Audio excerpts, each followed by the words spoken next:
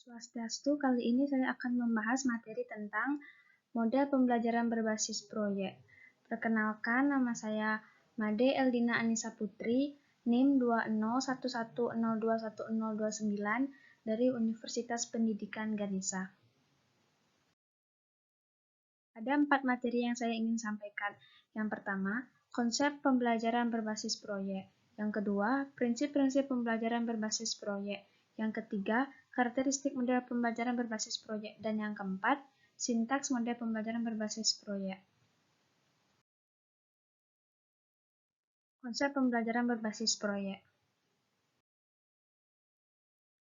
Pembelajaran berbasis proyek adalah metode pembelajaran yang menggunakan proyek atau kegiatan sebagai media. Peserta didik melakukan eksplorasi, penilaian, interpretasi, sintesis, dan informasi untuk menghasilkan berbagai bentuk hasil belajar. Prinsip-prinsip pembelajaran berbasis proyek. Yang pertama, sentralistis. Dalam prinsip sentralistis menegaskan bahwa kerja proyek adalah esensi dari kurikulum. Peserta didik belajar konsep utama dari suatu pengetahuan melalui kerja proyek. Jadi, kerja proyek bukan artifisial atau tambahan dan aplikasi praktis, melainkan merupakan sentral dari kegiatan pembelajaran di kelas. Yang kedua, pertanyaan pendorong atau penuntun. Prinsip pertanyaan pendorong atau penuntun berarti bahwa kerja proyek dimulai dengan berfokus pada pertanyaan atau permasalahan yang mendorong peserta didik berusaha memperoleh konsep atau prinsip-prinsip tertentu. Yang ketiga, investigasi konstruktif. Prinsip investigasi konstruktif merupakan proses yang mengarah kepada pencapaian tujuan yang mengandung kegiatan inquiry, pembangunan konsep, pemecahan masalah, dan keputusan. Yang keempat, otonomi. Prinsip otonomi mengandung pengertian bahwa terdapat kemandirian peserta didik dalam melaksanakan proses pembelajaran, bebas menentukan pilihannya sendiri, bekerja dengan supervisi yang minimal, dan bertanggung jawab.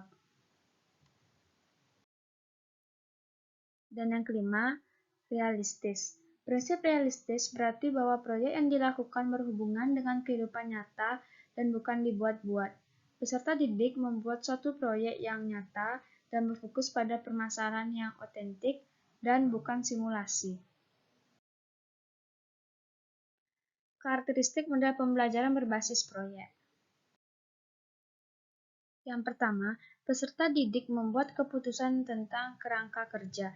Yang kedua, adanya permasalahan atau tantangan yang diajukan kepada peserta didik. Yang ketiga, peserta didik mendesain proses untuk menentukan solusi atas permasalahan atau tantangan yang diajukan. Yang keempat, peserta didik secara kolaboratif bertanggung jawab untuk mengakses dan mengelola informasi untuk memecahkan permasalahan. Yang kelima, proses evaluasi dijalankan secara kontinu.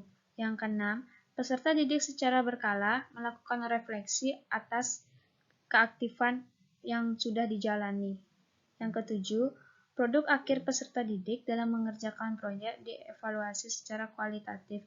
Dan yang kedelapan, situasi pembelajaran sangat toleran terhadap kesalahan dan perubahan. Sintaks model pembelajaran berbasis proyek. Yang pertama, penentuan pertanyaan mendasar. Pembelajaran dimulai dengan pertanyaan esensial.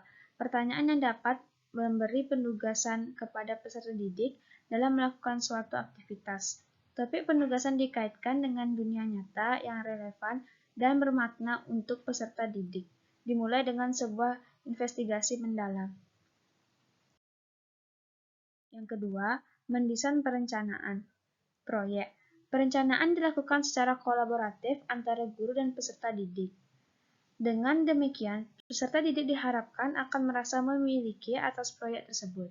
Perencanaan berisi tentang aturan main, pemilihan aktivitas yang dapat mendukung dalam menjawab pertanyaan esensial, dengan cara mengintegrasikan berbagai subjek yang mungkin, serta mengetahui alat dan bahan yang dapat diakses untuk membantu menyelesaikan proyek.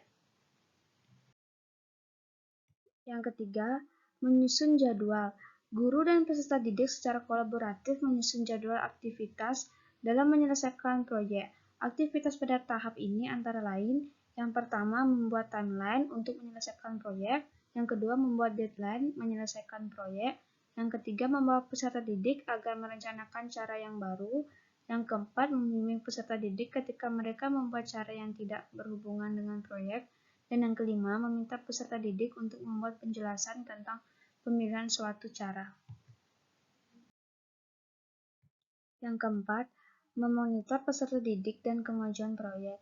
Guru bertanggung jawab untuk melakukan monitor terhadap aktivitas peserta didik selama menyelesaikan proyek. Monitoring dilakukan dengan cara memfasilitasi peserta didik kepada setiap proses. Dengan kata lain, guru berperan menjadi mentor bagi aktivitas peserta didik. Agar mempermudah proses monitoring, dibuat sebuah rubrik yang dapat merekam keseluruhan aktivitas yang penting. Yang kelima, menguji hasil.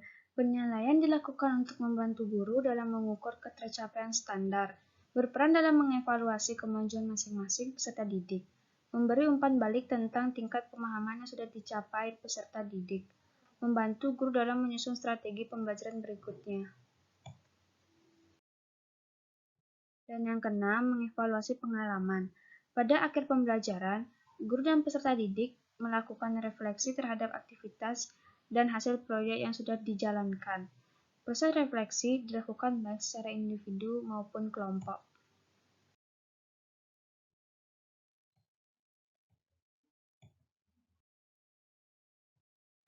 Sekian dan terima kasih. Mohon maaf jika ada kesalahan kata.